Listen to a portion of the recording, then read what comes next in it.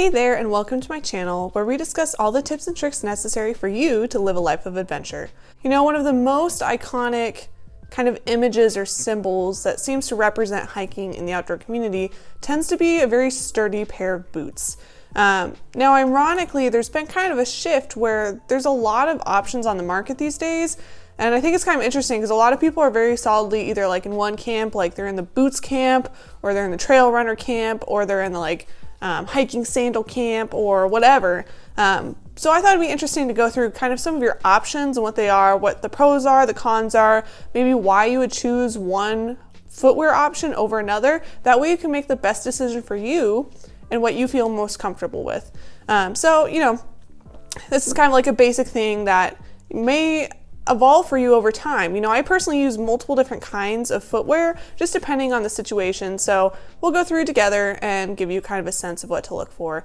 But before I dive in, I just want to remind you that, you know, I make videos twice a week that go over hiking tips and tricks just for regular hikers and backpackers, as well as tips specific to hiking with dogs.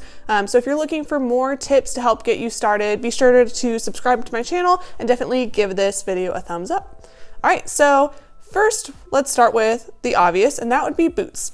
So this might, you know, be the kind of thing that you're thinking of. Today's boots tend to not look quite as sturdy and weather beaten as maybe what you're thinking of on like the Appalachian Trail, like East Coast, like old school hiking. But today's boots still have that kind of iconic look where they're a little bit heavier. Most of them are high top boots, so they go at least up to your ankle. They lace up, there's usually like the extra eyelets on the side, and they're just sturdier overall. And that is one of the pros of using a boot over one of these other options I'm going to talk about, is that boots tend to offer more support. Most people that like boots like that they kind of hug their ankles and maybe provide them more support on their ankles to keep them from rolling an ankle or whacking it on a rock. The other thing that they tend to be very good for is if you hike in a very rocky, rugged area, like off-trail hiking, that kind of thing, they offer a lot more protection to your feet, so they're not getting quite as beat up and that kind of thing. The nice thing is a lot of boots in the past took a pretty long time to break in, but I've noticed that more recently that has not been the case. I just got these pair of Scarpas a couple years ago. I won them in a giveaway actually, and I never had to break them in. I never got blisters or anything when I first started wearing them. They fit perfectly right away. The nice thing too is most boots tend to be waterproof. Not always, but these definitely are. These are Gore-Tex, or at least water resistant, right? But most are waterproof, water resistant, made out of Gore-Tex, and that makes them really great for winter hiking. And that is usually where I wear my boots, is when I go snowshoeing. So I wear them with my snowshoes because they don't let water in as much and that kind of thing. So they just tend to be better and warmer for that kind of thing. I will caution you though that the one thing about wearing waterproof shoes, especially boots in particular, is that once they get wet, because if you live in a place that's really wet, like here in Alaska, it's not like an if, it's a when kind of thing. Like at some point they're just going to get wet. And if they're waterproof material like Gore-Tex, it's going to take a lot longer for them to dry out once they are wet. So do keep that in mind. The other kind of con to boots is that they tend to be heavier. So when you're doing like a long distance backpacking trip or something where you're trying to be light and fast, they just cause you to burn more calories and can kind of slow you down. That you're not quite as light on your feet. So if you're hiking like a really well-defined trail, and you're like slack packing or doing a quick pack, or like I said, like a long distance hike, like a through hike, then that might not be your best option, but it's really going to depend on you and what you prefer. Which leads me into the next kind of major option that I see, especially in the long distance hiking community, and that is trail runners. So the shoe that I wear the most often is the Ultra Lone Peak. These are the 3.5s. I keep buying these even though they're on to 4.5s now. And what you'll notice is this looks a lot like a tennis shoe, but beware, because it is not like a tennis shoe. There's a couple key differences. First of all, most trail runners have sort of a shock plate. So they have like a thick plate that's in between the bottom, the sole, and like the actual inside of your shoe.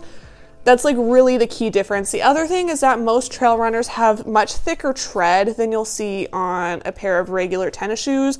They also tend to have tread that goes one direction on the front and the other on the back. That way you have good traction going downhill and uphill. They tend to be light. I will say that they do, even though these are like regular ankle height, like low, like, you know, shows your ankle or whatever. I don't know what you call that. regular shoe height. They do make trail runners that are mid-height, kind of like you see with the boots. So you do have some options nowadays. They also do make Gore-Tex or like waterproof trail runners.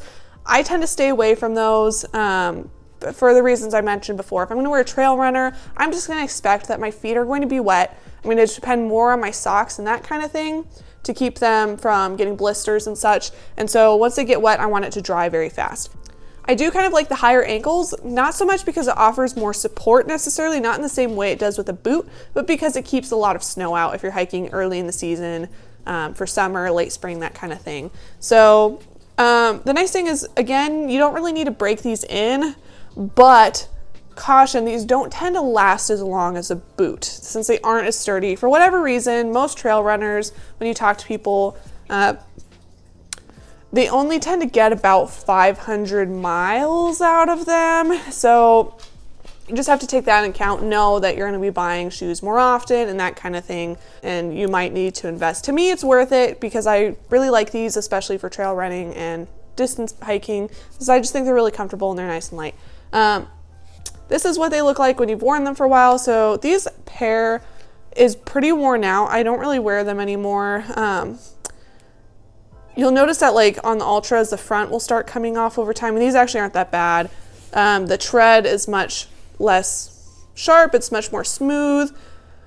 You might still be tempted to wear them. I was, but after time, I'll notice that, you know, some trail runners, they don't look too beaten up other than the fact that these are muddy, but the inside really starts breaking down where you might start having like knee problems or getting shin splints or that kind of thing. I've heard of both. I noticed that these were kind of broken down because the top of my foot was starting to hurt, so I think those are about dead. I know someone that on the Colorado Trail, her shoes looked completely fine, the tread looked fine, but she got really terrible shin splints, and so once she switched shoes, then that went away. So that's something to kind of keep in mind. I would caution you to definitely stay away from tennis shoes because again, they don't have that extra traction. They don't have those shock plates to protect your feet from really tough rocks. They break down a lot faster. They're just not made of the same material. That's not what they're made for. So I would say to stay away from those. I mean, that's what I started out in, was tennis shoes, but there is a difference between regular tennis shoes and trail runners, so keep that in mind. So my third type of footwear I'm going to talk about is kind of like the middle ground between boots and runners, and that is the hiking shoe. And unfortunately, I don't have one to show you because my pair is back in Colorado and they're rather beat up. I don't wear them for hiking anymore, but they're kind of like a marriage between the two where they have many of the pros of both. Like they're not as sturdy as a boot. They tend to be like the low cut, but they're sturdier than the trail runner where they offer a little more protection. They're a little bit hardier. They last quite a bit longer than a trail runner and that kind of thing. So kind of like a blend between the two. You think of like your Keens, like your Merrell Moabs, those kind of shoes. Mine were North Face shoes that they don't make anymore, and they have holes and I still wear them around town. I just love them. They're my favorite. And if I could find another pair, I would keep hiking in them, but they just don't make them the same anymore. So yeah, so that's another option. So those are kind of like the three, you know, the two main with the one that's kind of in the middle that you see a lot of people wear. There are kind of two other like side options that I do want to mention. And the first is hiking sandals. And this is something that I would love to try more of actually. I haven't done a lot just because I haven't made myself purchase them yet. But that's like your Tevas, your Chacos, your like thicker hiking sandals. So I do kind of have an example. This would be like the tennis shoe version of the trail runner. This is like the cheap version of a hiking sandal. So I bought these at Walmart. They're foam. Don't hike in these. I did in Glacier and it killed them. So, but it's that kind of style, right? Where it's like it holds your foot, but your toes are open, great for water crossings and that kind of thing. I wouldn't recommend it if you're hiking off trail just because, you know, brush and stuff, and same, maybe think about it on rocks and places where you really need good traction. But you know, it might be a really good option for you, especially if it's somewhere really wet, like here in Alaska. And if you really like freedom. I'm the kind of person that I wear sandals like every day of the year. I have not as much in Alaska, but definitely in Colorado, I wear sandals and flip-flops in the winter all the time. So that might be a good option for you to think about if you are looking for some alternative shoes. I will say too, I think another con is they probably don't offer as much support depending on what you buy. So maybe take that into consideration and probably think about investing in a nicer pair and not something cheap like I just showed you. Now, the last option is not going to be one you're going to use most of the time. I would not use it for backpacking, definitely would not use it for long distance hiking, but depending on where you live, this might be something that you need to use depending on the time of the year, and that is a pair of waterproof boots. So these are my pair of extra tough boots, which is basically like the state footwear of Alaska. So they're completely waterproof. Mine happen to be steel toe. You know, they go up to your calf. And the reason I mention this is because like here in Alaska, it's like winter half the year, right? And then the other half, it's like everything is a bog. It's super muddy. My dog recently got foot infections. I don't even know. She got like bacteria in her feet because it's so wet here that we were hiking in mud and I had no idea because we come from Colorado. And so she got like bacteria in her feet and they got infected. That's how wet it is here. So, you know, it's just obnoxious. Like no matter what you wear, your feet are going to be wet and muddy and gross. Unless you're hiking on like the best and most popular trails. So that's something to maybe consider. I've also worn shoes like that when it's been like extra cold, like bogs, you know, where they're insulated. So that is an option sometimes. Like that's pretty common in Alaska to see people wearing those. I've seen mountain bikers wearing those because the trails are muddy here all the time. So that might sometimes be an option. Again, like another situation I guess where you could wear those would be like beach hiking. The beaches here are very rocky and wet. So that would be another time, is if you're going for a long hike on the beach, you might want to wear something like that. You know, that's a pretty rare instance, but I thought I would mention it just because maybe that will help you depending on where you live and where you hike. So question of the day, I would love to hear what you currently are using as your hiking footwear. So be sure to leave a comment below and let me know what kind of footwear you currently use and what you would like to use and why you like it. And other than that, that's all I got for today. So, you know, if you want to see more hiking tips and tricks, be sure to subscribe to my channel and I'll see you guys in a couple days. Till then, happy trails.